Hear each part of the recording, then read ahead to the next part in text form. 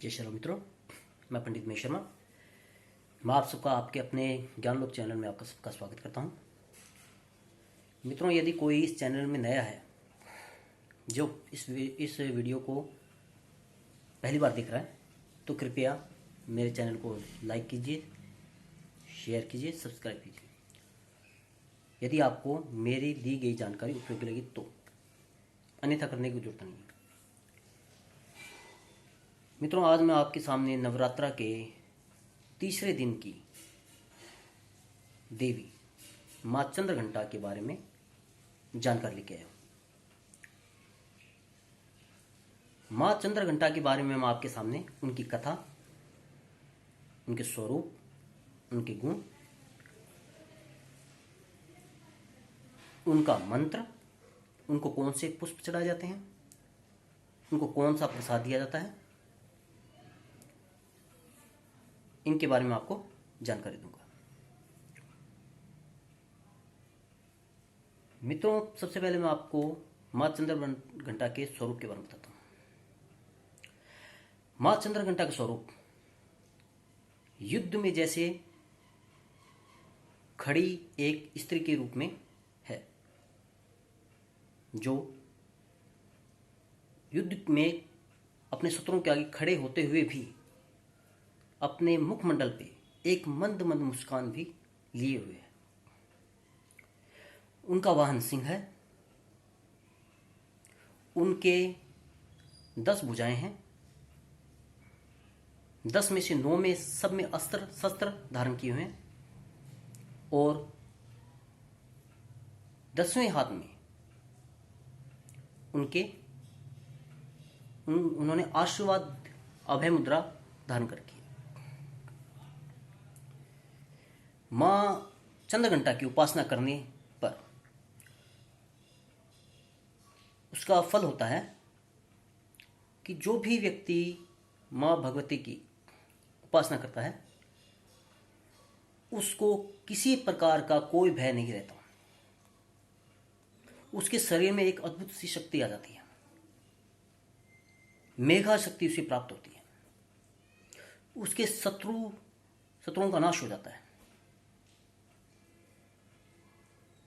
माँ भगवती का जो रूप है, उनका रंग है, वह एक सोने की आभा लिए हुए है।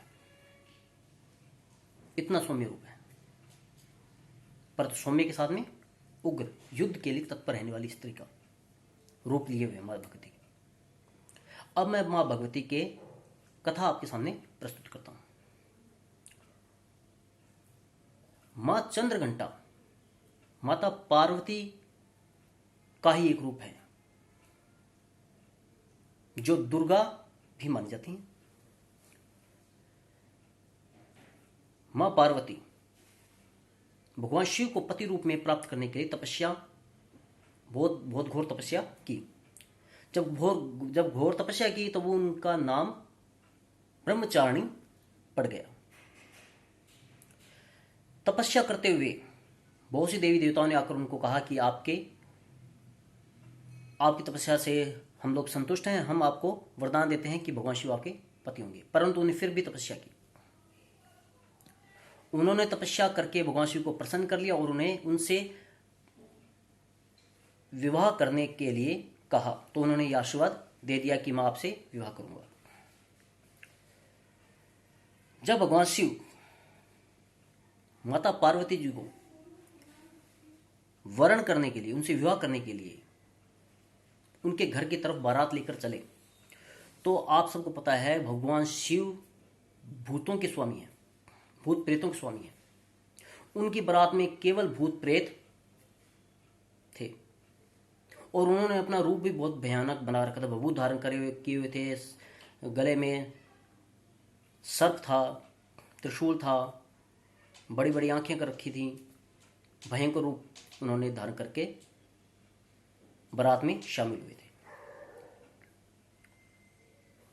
जब उनकी बारात माता पार्वती जी के घर में पहुंची, तो माता पार्वती जी के सभी सगे संबंधी उनको देखकर बहुत डर गए, कई तो मूर्छित हो गए।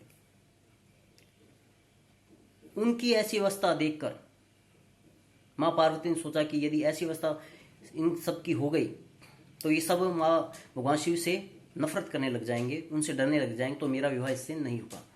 तो उन्होंने क्या किया, उसी समय युद्ध के लिए तत्पर रहने वाली स्त्री के रूप में, जिसने 10 भुजाएं धारण कर रखी हैं, युद्ध के लिए तैयार है, शत्रुओं का विनाश करने के लिए तैयार है, सिंह पर सवार है, बहुत क्रोधित रूप में उन अपने घर वालों के सामने वैसा रूप धारण करके प्रकट हो गई, ताकि वो इससे अपने सभी सगे संबंधियों को यह ज्ञान देना चाहती थी कि रूप चाहे कैसा ही हो, व्यक्ति के गुण अच्छे होने चाहिए। और वही जो रूप उन्होंने धारण किया वही मां भगवती का चंद्रघंटा रूप था, इसीलिए उनको चंद्रघंटा नाम से अवतरित हुआ माना जाता है। और यह तो उनकी कथा थी। अब मां भगवती का जो मंत्र है वह कौन सा है, वो मैं बताता हूं आपको। ओम देवै चंद्रघंटाय नमः, यह मंत्र मां चंद्रघंटा का है। इसको जब आप पूजन करें तो लगातार बोलते रहें, 108 इसकी माला करें तो उत्तम फल देता है। मां भगवती को पुष्प में चमेली का पुष्प पसंद है, वो उन्हें अर्पण करना चाहिए। और प्रसाद में दूध से बनी हुई मिठाई को दें, इससे मां बहुत प्रसन्न होती है। मित्रों, मां भगवती चंद्रघंटा हमारे शरीर में जो 7 चक्र होते हैं उसमें तीसरे चक्र होता है मणिपुर चक्र, उसमें प्रतिष्ठित होती हैं। यह मणिपुर चक्र चेतना और ऊर्जा का प्रतीक होता है, चेतना और ऊर्जा देता है। इसके माध्यम से व्यक्ति के अंदर हर कार्य करने में सक्षमता आ जाती है, वह तैयार हो जाता है हर कार्य करने के लिए, उसमें भय नहीं रहता। यदि उसका मणिपुर चक्र एकदम स्वस्थ है तो उसके मन में किसी प्रकार की कोई भी कमी नहीं रहेगी कि वह इस कार्य को नहीं कर सकता, वह हर कार्य को करने के लिए सक्षम होता है। मां भगवती चंद्रघंटा की उपासना जो भी व्यक्ति करता है उसका मणिपुर चक्र बहुत ज्यादा सुदृढ़ हो जाता है, उसमें चेतना ऊर्जा का प्रवाह होने लगता है, वह हर समय किसी भी कार्य को करने के लिए तैयार रहता है, उसमें अपने शत्रुओं से भी वह नहीं डरता है, शत्रु उसे पराजित ही नहीं कर पाते हैं, उसकी मेगा शक्ति बहुत ज्यादा बढ़ जाती है। तो इस प्रकार मैंने आपके सामने मां चंद्रघंटा के व्रत के और उनकी कथा, उनके बारे में जो जानकारी दी है, फल के बारे में, प्रसाद के बारे में, मैं मानता हूँ ये आपको आपके लिए उपयोगी होगी।